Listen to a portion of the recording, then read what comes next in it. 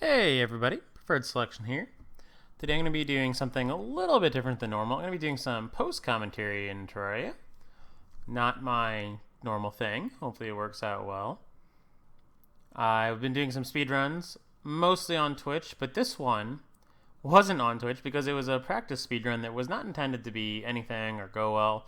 And you can actually see us screw around a lot. I eat dinner there. You're not there's a reason I'm not using the audio from this speedrun is because I eat dinner during it. I go AFK at one point.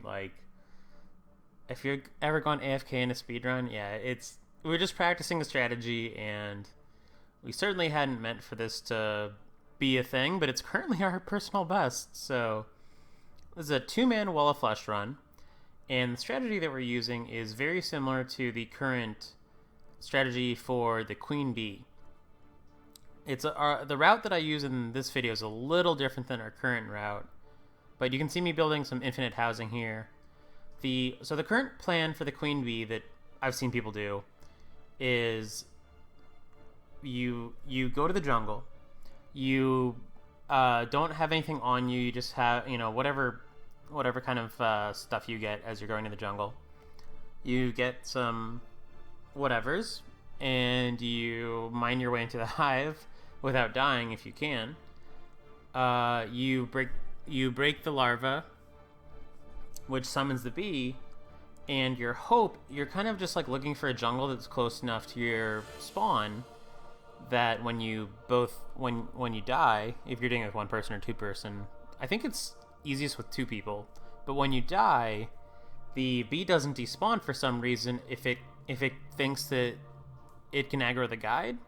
So the bee will go fight the guide, you two will respawn, and as long as the guide is alive, and the guide has 250 health, 15 defense, he's a pretty good candidate for fighting the bee, especially with other people. As long as the guide is alive, if you get the bee aggroed to the guide, oh, and by the way, our guide just died. I think he drowned?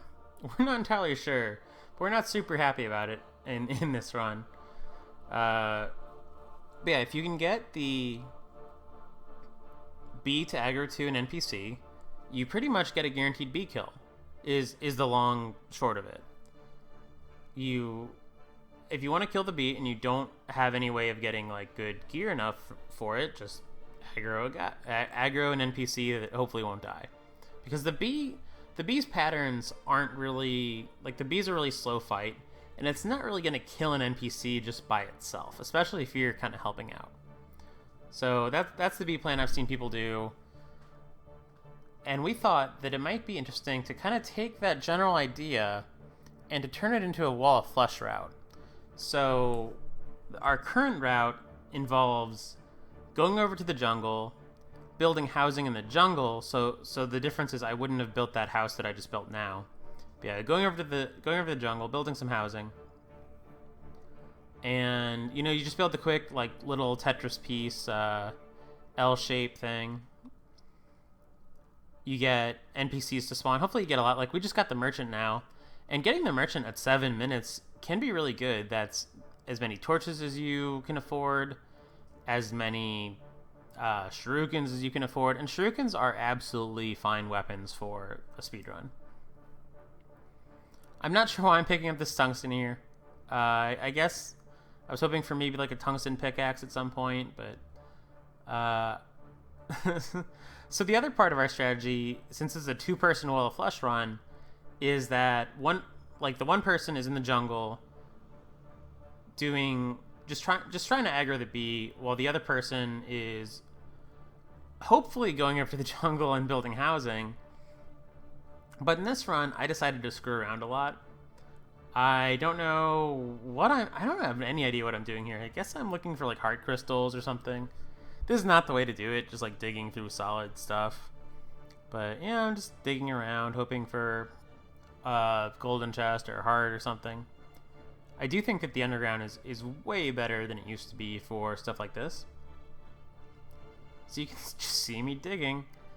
While meanwhile, my co-partner, the person who unfortunately is not recording, he's just new to OBS. He used to use Camtasia, got sick of it, new to OBS, and hasn't gotten around to setting up Terraria or anything like that.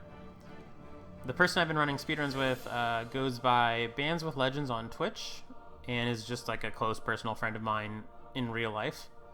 So perfect person to do some speedruns with. He's very patient, very good at games. So that's why he's in the jungle, because he's really good at Terraria. So he's killing things in the jungle while I'm screwing around with merchants. And if this was our current route, I would be rushing over to the jungle right now to first build what I'm building here, just like, you know, the infinite housing, but over there. The other thing that I would be doing, we got a guide. It must be like just barely not quite 7:30 because we just got a guide there. That's like a really late time to get a guide. The sickle is also a pretty good like auto swing sword. I'd say it's about as good as like a silver broadsword or something. Pretty good thing to pick up from the guide if you don't have a good weapon. And it's 60 silver. It used to be 50, but either way, it's a cheap weapon. I don't know if it's worth. I don't know if it's worth the equivalent of 60 silver in shurikens. Probably not. But I like it, so I grabbed it. And also in a wall of flesh run, the nice thing about the sickle is, as long as you're swinging it near grass, you're going to get a bunch of hay, and hay can be, you know, sometimes you get down to wall of flesh, especially if you're not doing a route that involves much like bombing or mining, and you just get down to wall of flesh and you just have no blocks, which has happened to us a few times. So, you know, having blocks is good. So at this point, my cohort has died. BandWithLegends, aka Adam, has died, and I guess he's back at spawn. At this point, we realize we have to really... We're talking about whether we should reset the world at this point, because our jungle's really far away. Because at this point, we're still on the idea of aggroing the bee to the forest, which we found to only really work if we're like 700 or 800 tiles between the forest and the jungle. And particularly between the forest and the hive, you know, which is really hard to do. You can have that happen, but you need to get really lucky with your jungle spawn. So we talk about it and we're like, let's not reset the world, because he has good stuff. I can't remember what exactly, but he's got decent items. And we were just really wanting to practice the strategy, so we, ironically, in our personal best, we decide, hey, let's not worry about time. So we decide not to reset the world because I don't know. I don't even remember why we, you know, I guess I've explained it enough. But we do decide that in order to make this plan work, we need to build a house in the jungle, because the only way we're aggroing the bee to an NPC is if we have housing in the jungle. So things really go off the rails here. Yeah, we both die. It happens. And I've got a magic mirror now because he threw one at me. I think he's going to periodically throw things to me. It makes keeping track of my inventory. Yeah, he's trying to throw torches to me right now. Makes keeping track of my inventory heck, but I understand why he's doing it, you know. Ideally, we would both be getting loot. We would both be exploring at this point, and the two of us would be keeping him fed. Like, we would be giving me just enough stuff to survive in the cavern or to tail him or whatever, but he would be getting, like, you'll notice, I think his health right now is like 140 or 160 and mine's still 100. That's on purpose. He's not being greedy or anything. He's supposed to have all the health because he's the one in the jungle who's doing all the farming. So yeah, since he's in the jungle, and he doesn't really have to survive in the jungle that well, but he's kind of doing a multi-purpose thing of building jungle armor while he's down there. The idea behind this whole route is that while he's in the jungle screwing around, he gets a set of jungle, which is a really good magic set, and I get a set of bee from fighting the bee, or maybe just pieces of it, depending on how many abeeminations we decide to fight. If we decide to make abeeminations, or if we just fight break a larva or break 2 larvas if we get really lucky. The nice thing about making a set of jungle and making a set of B is that it really increases the odds that a couple B kills carry us. Like the beeswax, the honeycomb, there's a lot of good possible, like the bee nades could be really good. There's a lot of good things you can get from the bee. The absolute best thing you can get from the bee is the bee's knees. Like the bee's knees, you don't need to be set up for it. You can just go down and kill the wall flash. The beekeeper is also pretty good, just like as a thing. Can't complain too much about the beekeeper. But I wouldn't really want to kill, like I'd want to go kill maybe the Eater of Worlds with the beekeeper, but not the wall flash.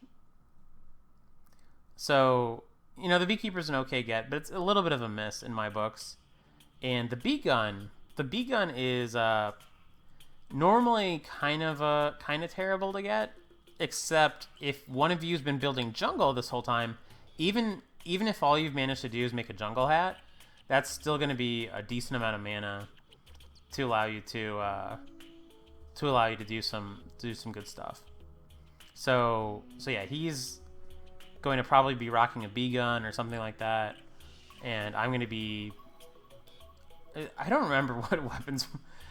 It's funny. I've just I played this video, like this was me playing yesterday, and so not only did I do this yesterday, but I've watched this video 2 hours ago, but I can't quite remember what our loadout is when we get down to the B. That's just the state of my memory today. But yeah, here I am building the infinite housing, which I should have done. Oh man, there's so much screwing around in this, because we're really just practicing. We're not trying to do anything crazy. But he's thrown me a keg and thrown me some other things. And my goal right now is to... I'm thinking about making the wooden yo-yo, but I'm also wondering what leather is used for, because I can't remember what leather is used for at this point. But yeah, you see me building the infinite house. And I'm also... okay, so I know that I wanted... Oh yeah, a bed. That's right. I'm trying to get a bed so that our spawn point's there. Obviously, I'm trying to get a bed. But yeah, it ends up being a little bit of a crazy adventure. With me digging up our house and breaking it and breaking back in, and it's really an odd little house, but it ends up working out just fine. We got sand and corruption and all sorts of things around us, and I think... Okay, yeah. Adam, unfortunately, dies. I have no idea why I went back in there instead of just like making a workbench on the outside. I'm just going back in there to use the workbench, which is very silly. Sometimes you get a little panicky in a speedrun, and that's never the best thing. So he just wormholed to me. Wormhole potions are really handy for two-player speedruns. They really, in my opinion, they've made speedruns interesting. Multiplayer speedruns interesting anyway. Single-player speedruns are always fun, but multiplayer... While I liked them fine in 1.2.4. In 1.3, having the ability to like just the wormhole potion makes things really it can change a lot of decisions, like how we get down to hell and how we split up our gear. Like we've had some runs just get ruined by the fact that we were unable to split up our gear in a good way, and the person building the housing ends up with like 100 health and can't make it down to hell very easily. You know, you'd think making it down to hell would be fairly trivial, especially for a speedrunner, and it probably should be. But, you know, when you factor in like a badly placed like granite biome or something, it can get really tricky. So at this point I have some... yeah, why is my anvil in there? Very strange decisions being made. I'm not even like looking at the speedrun time at this point. I'm just kind of building and hoping that things go well. You know, I'm still amazed that this is our personal best. We've come very close to beating it, and just had like little screw ups. The problem with Wall of Flesh is if you decide to rush a little bit, if you get a little antsy at any point over the hour and 10 minutes, that decision to rush often costs you your run. So it's very important not to rush. All right, we've got our bed made. And now, now I'm going to start playing kind of poorly. I decided that and again, I want to reiterate, a lot of the things that I'm about to do are because I just don't even realize that we have a good time. Neither of us were really aware of it. Like, we killed a queen bee super late.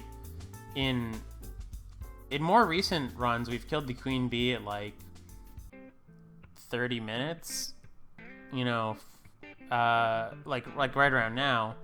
And in this video, we're not going to kill the queen bee for a while. So, you know, I'm working on the arena, which makes sense, sort of. You don't need an amazing arena for the queen bee fight, but at the time of this video, we didn't really know what exactly would be needed, because one of the ways this can go wrong is that, like, you know, you're counting on your guide to kill the queen bee, but your guide just doesn't either like your guide can't hit enough and it takes forever to kill it, or which is real. Like, you can lose a lot of time to just like your NPCs not having good access to attacking the bee. Or what can happen a lot is here I just dug up the bed to check the merchant, and sometimes that can really pay off, but in this instance I just end up getting pho, and I really should have thought about what I needed from him, because there's really nothing. So now the other reason I'm back here is because I wasn't sure if I needed to destroy this house or not. I didn't want NPCs to spawn there. In the future, I just don't end up building infinite housing in the forest. It's just a waste of time. You only really need to build the infinite housing if you have, like, it can be really handy for getting NPCs. Like some wall flush routes, you might really need the arms dealer, but usually you can get by without NPCs for wall flush, and infinite housing just isn't worth the time. It's not worth the 2 or 3 minutes it takes to put together. But if you have a really good reason to make housing, like if you're making housing so that you can have an NPC arena where your NPCs help you with a boss that you might not be able to fight in your current gear, then, you know, that's a pretty good reason to do it, or at least that's what we think right now. And again, there's gonna be some other routes that we try. Like, you know, a lot of people might be asking, like, oh, this seems like a lot of work. You need to get a bed. You have one person in the jungle instead of 2. You've got one person in the jungle instead of 2. You need to get a bed.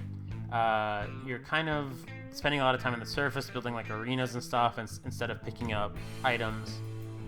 You know, what's the... And then you're not even killing the bee that fast. And the bee isn't really that amazing momentum for Wall of Flesh. So why do this instead of trying to maybe go fight the Eater of Worlds, who's a little bit easier, or the Brain of Cthulhu, who some people have a really easy time with? And my answer to you is we don't know yet. Like, we have some routes that involve Night 1 Skeletron, Night 2 Skeletron. We're not quite good enough to do Night 1 Skeletron without a lot of carry. Like, we need to get really lucky. And sometimes you get the RNG for that, but I shouldn't say, when I say we, I mean, like, it's mostly me. Like, I know that for a while, Adam was, BandWithLegends, Adam, whatever, was grinding Skeletron and Cactus armor just to practice it. And he told me that he found it frustrating. Like, Skeletron and Cactus with, like, shurikens or throwing knives, it's the baseline for what's doable, but it's frustrating. It's if with a good arena, it's doable, but you have to be pretty perfect. And it's something that, you know, I'd love to do a night 1 Skeletron attempt, but I think it's going to be one of those things that one of the problems with going after Skeletron is you don't get an amazing armor from him. You don't really get cobwebs in the dungeon, So while you are picking up the bones for necro armor, you need 150 bones. You need then to go get a lot of cobweb, and 150 bones is like the equivalent of killing like 150 dungeon enemies that drop bones. Like, they can drop 2 sometimes, they can drop none. I shouldn't say it's the equivalent of 150 because I might be wrong, but it could be like 300. Like, I've made necro armor in speedruns and it takes forever. The other problem with doing the dungeon is you almost need to do the dungeon and eater or the dungeon and brain, because you need a nightmare pickaxe or a reaver shark or something.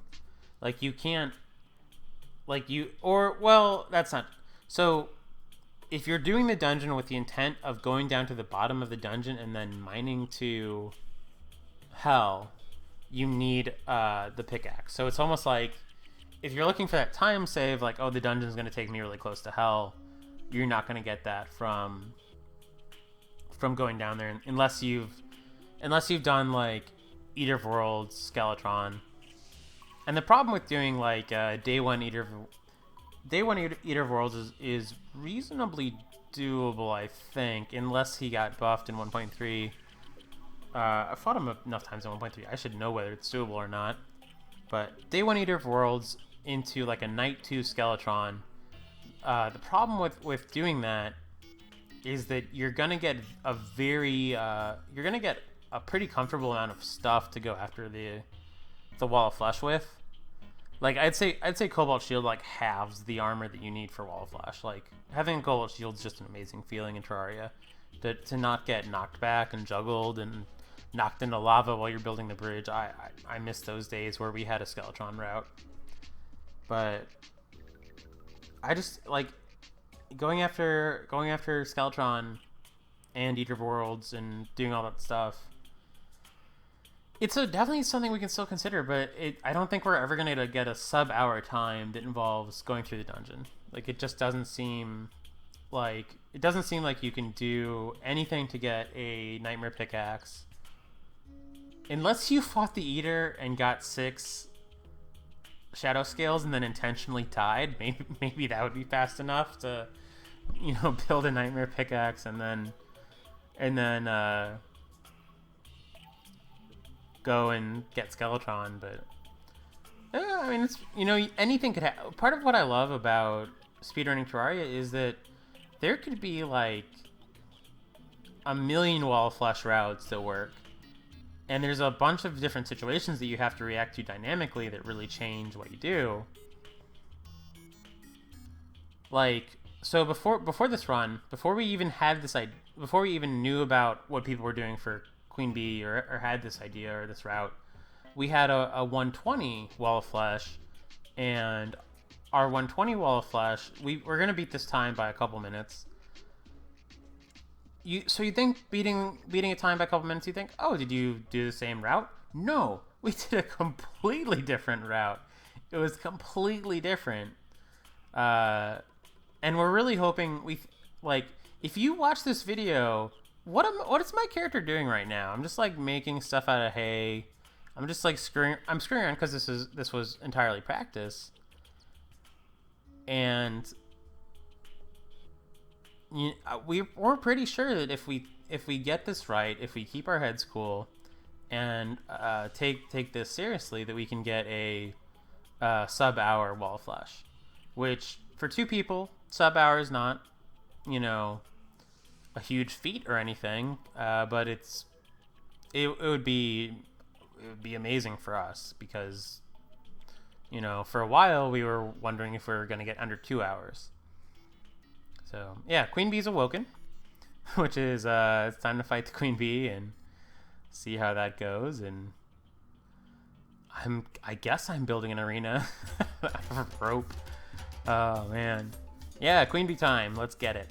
Let's do it. We're gonna die a bunch, but we've got NPCs, and NPCs are throwing poison knives or syringes or whatever the nurse throws, and the merchant's throwing stuff, and the guide's shooting arrows, and the demolitionist is throwing bombs. We're really well equipped for this boss, I think. Just by virtue of having a team of NPCs with 250 health and 15 defense, who are going to do most of the work for us. We're going to get absolutely slaughtered in this fight. Since this run, we've done maybe like 6 of these, and our queen bee times have just gotten better and better. The things that aren't going particularly well are getting down to hell. We've had some problems where we've had runs that just haven't had very many wormhole potions, and we just die a lot, and or like one person dies going down to hell. Like today we had a run that probably could have been about 103, 105, except only one of us was in hell. I was the only one in hell, and for whatever reason, Adam was getting stuck in, kept getting stuck in the same spot in granite. And when I finished my wall of flesh bridge, I was like, maybe I should just throw the voodoo doll in. I've got a space gun. You know, I've got a space gun. I've got full meteor. It's like a minute 5. I could get a record for us, but I didn't want to fight the wall of flesh alone on a 2-person run, and it could have also gone horribly wrong. So, yeah, speedruns are interesting, and I have a feeling that when we eventually get a run where we get good carry from like the beginning wooden chests and get some armored accessories and all that crazy RNG that you need on a personal best after you've been doing something for a while. If we can avoid major time losses to just like dying repeatedly, like we can afford deaths. We just can't afford to die over and over and over. So I'm picturing a sub-hour run using this strategy. Is this strategy optimal? Probably not. I think we're gonna maybe explore some Eater of Worlds options in the future and see how that goes. But I really like the strategy. It's really quirky. Like it's a really unusual, like using the NPCs to get queen bee drops, and here we got a bee's knee, which is really gonna help us out. And again, because we don't realize we have a good time, we spend too much time selling stuff. But you know, that's the price you pay when you're practicing and not taking it seriously enough. And I know I get really interested. Am I about to go do the thing that I think I'm going to go do? At a certain point in this video, I try and like, I buy a, oh, okay, no, right now we're just making the bee stuff that we need. We've got a staff, and that's usually the first bee, all they can give you is the staff. You could make armor instead, but I opt for the staff first for some reason. I actually think I'd rather have like the breastplate first just for the defense, so maybe the helmet. But this is the way we've been playing it. And you can see, so Adam's in full jungle. He's just throwing me a jungle helmet. I guess he got really lucky on jungle spores. It takes a lot of jungle spores to make full jungle. I think he's in full jungle. That's what he told me anyway. He's wearing looks like he's wearing some cactus vanity. But the witch doctor is going to distract me in a little bit, and you're going to see me build. You're going to see me build, or not build. You're going to see me buy a blowgun, because how often do you get a blowgun in a speedrun, right? And then, well, I guess I'll talk about it more when I get there, but it's just very silly of me. So this, if I recall, I think was I just looking for a spot to make an alchemy station? I don't actually remember why I ran down this pyramid. I thought about it a little bit. I might have been just trying. Oh, I think we're just trying to go down to. Yeah. Okay. We're just trying to go down to hell. That makes sense. It's that time. We considered fighting the bee again. I think, but I don't think we do. Yeah, in this run we don't do multiple bees. In most runs, we do multiple bees just because it's not super hard to get all the things you need. This lizard temple got in our way a little bit, but worse things have happened. We have bombs. Get through there. You learn something every LP or every speedrun. And in this speedrun, what I learned was, or rather, what I taught was, Adam was trying to tell me to get out of the way for him to throw bombs, and I was like, "You can throw bombs. They won't hurt me because, you know, they're your bombs. Like, if they were enemy bombs or my own bombs, they would hurt me, but pretty sure teammates' bombs don't hurt. And I think that's correct. I have to do a little bit more testing, but he threw bombs in my face and it didn't hurt me, so yeah. So here I spend 5 gun on a blowgun, and then I just proceed to waste time. I just proceed to waste a whole lot. So the silver lining about this is I'm running around cutting up jungle grass and discovering that jungle grass isn't giving me seeds. Just keep cutting down. I keep cutting down that grass over and over because Adam has thrown me those boots where you run over things and get grass, but I forgot that I was wearing them, so I was just really confused by the whole situation. I couldn't figure out why that grass was coming back. So yeah, this is me forgetting how to use a wormhole potion, as usual. I always try and just like drink them. But now I've wormholed to Adam. I'm making something. I don't know what. I keep wondering what leather does. I still need to look that up. I know that I can make it because I've got rotten chunks, but what does it do? It's not an armor. I know it's not an armor. It might be a oh, I mean, I can think of what it does in Minecraft, but not here. Oh, I'm sure someone will. It's not for, no, okay, so, alright, so Adam has made me an Amazon. So, yeah, Amazon is now going to be my weapon of choice. See, just about everything I have on me is from him. Because, you know, and it's strange, like, it seems so counterintuitive to give everything to one character in a speedrun with 2 people and have that one character just, like, carry you.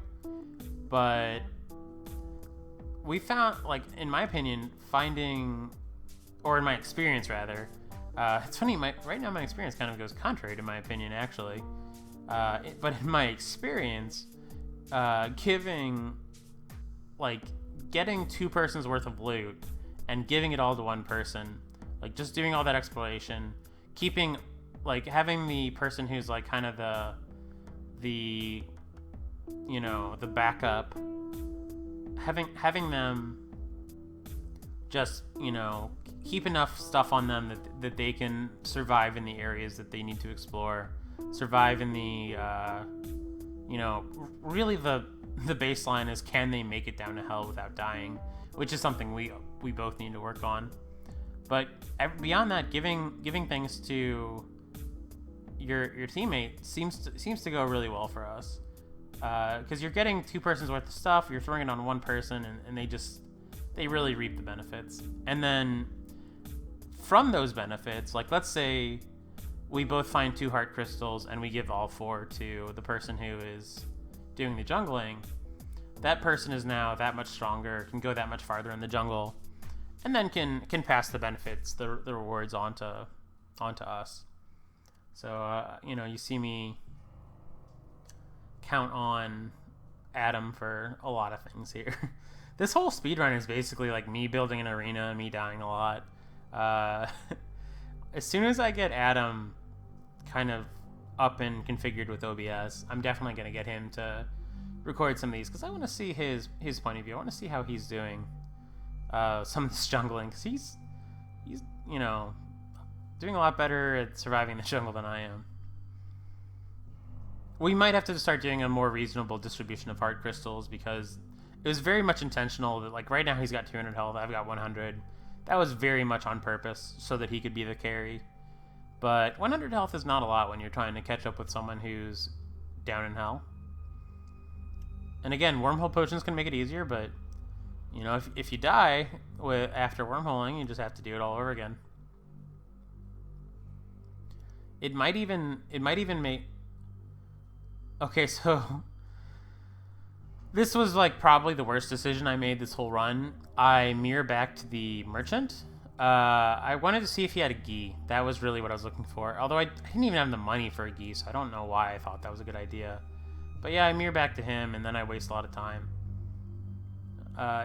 Maybe it wasn't the worst thing ever, because I wasn't that far down, but it was a pretty bad plan. Like, I want to reiterate, we thought this was a practice run, so we were doing things in a very lackadaisical manner, especially me. Like, I was really, you know, more interested in doing things in a way that was kind of meant that I got, you know, the sort of min-maxing a little bit more than I should, selling items for longer than I should, doing inventory management for longer than I should.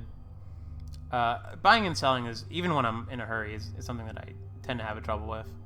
I spend a lot of time talking to merchants. It ends up almost being better for me if I just like have a speedrun route that doesn't involve housing, because it just goes so much faster when there's no one for me to talk to. I mean, it's unfortunate that it works out that way, because you know, when you don't have merchants, sometimes you get really screwed. Like, you get, like, let's say you're in the jungle and you get an ivy chest with a boomstick. Boomsticks don't come with any I don't know how I didn't take damage from that bomb. I keep watching that and trying to figure that one out. But yeah, boomsticks, man, that death. Boomsticks don't come with any bullets. So, and muskets only come with 100. So if your goal is Wall of Flesh, doing things without an arms dealer, or doing things without a merchant, or, you know, really, you know, just doing things without NPCs can be kind of hard. There's very few items that, I mean, I guess only guns. Like, only guns really require you to have an NPC. But, man, just like having a bomb supply, having a shuriken supply, they're all very nice things to have. Also, if you get a chance, if you happen to have a blood moon, buying, I believe, throwing knives you can get from the merchant. It's either poison knives or throwing knives. I think it's just throwing knives. But throwing knives are quite good, so I definitely recommend. So at this point, I get another wormhole potion. I once again forget how to use it. But now I'm down in the... I'm finally down in hell, thanks to finding a wormhole potion. We've been discussing, like, oh, and there's our guide Voodoo Doll, thankfully. So I didn't end up really costing us any time, because according to Adam, that guide Voodoo Doll we just got was our first guide Voodoo Doll. So me dying a bunch really didn't impact our run, but it was still a little selfish of me to die a million times. And who knows, if we'd both been down in hell, the spawn rate would have been higher, maybe, and maybe we would have gotten a Voodoo Doll earlier. Either way, not the biggest deal. Doing pretty good on time. We got a great bridge. We've got a great everything. So we take some buffs, eat some well-fed potions, and then I start flinging shurikens for a while. Feeling pretty good about shurikens. They're a good item. I mean, you could probably kill Wall of Flesh with shurikens. It would take a long time. At some point, I'm gonna, after I deal with the hungry, I think. Oh, okay. At this point, I was looking at my inventory for B-nades. So that was our best run.